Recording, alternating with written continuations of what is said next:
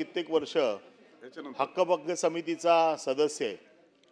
आपल्याकडे हक्कभंग जो मांडला जातो हा हक्कभंग एका ठराविक सदस्य संख्या असेल तर आपण देतो, आपल्याकडे येतो, आपल्याकडनं तो मंजूर होऊन समितीच्या प्रमुखांकडे जातो आणि मग समिती प्रमुख हा हक्कभंग ज्यांच्यावरती हक्कभंग आहे त्यांना नोटीस काढतात आणि ही नोटीस आपल्या विधिमंडळातर्फे त्यांना पाठवली जाते। मग ती त्यांना पोस्टाने पाठवली जाते, विधिमंडळाचा स्टाफ पाठवला जातो।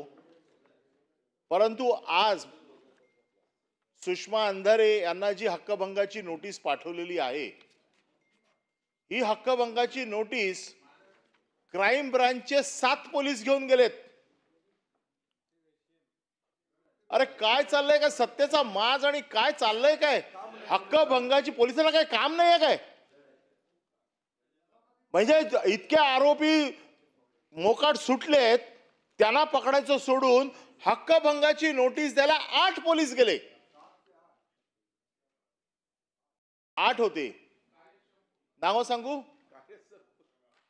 पण सभापती महोदय ही कुठली प्रोसिजर आहे? हा कुठला कायदा आहे की हक्कभंगाची नोटीस क्राइम ब्रांचचे पोलीस घेऊन जातात?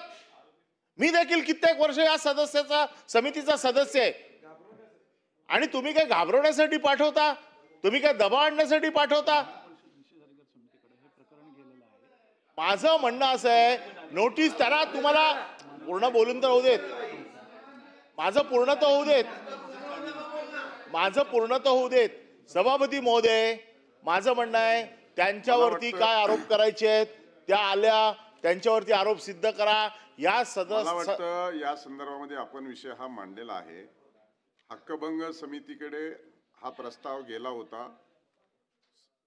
समितीची चर्चा इथे होणं अपेक्षित नाहीये। आपल्याला बोला, आपण पॉइंट ऑफ प्रोसिजर सांगितलं म्हणून आपल्याला मी मांडायला दिलं। तथापि हा हक्कभंग प्रस्ताव हक्कभंग समितीकडे गेलाय। हक्कभंग समितीच्या प्रोसिजर मध्ये आपले काही सदस्य असतील तिथं ती चर्चा होऊ शकते, त्यामुळं इथं चर्चा करणं ती अपेक्षित नाही, कारण हा सभागृहाचा भागच नाही। ज्या वेळेस हक्कभंगीची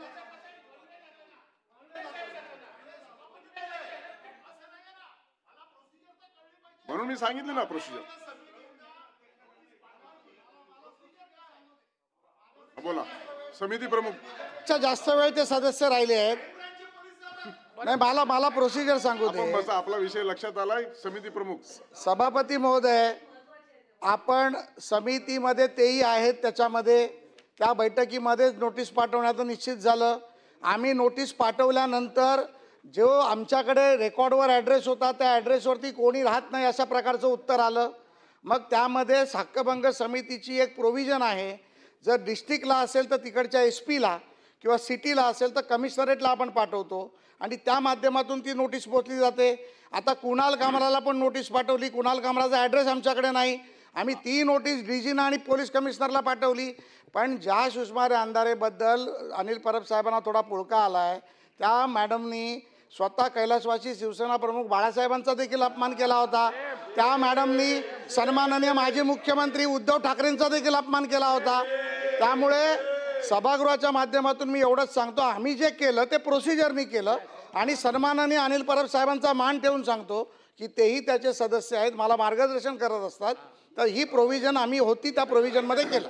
तुम्ही एकमेकाचं अधिकचं मार्गदर्शन आता हक्कभंग समितीमध्ये घ्या। आता आपण पुढे जाऊया। Point of information, Dnyaneshwar Mhatre.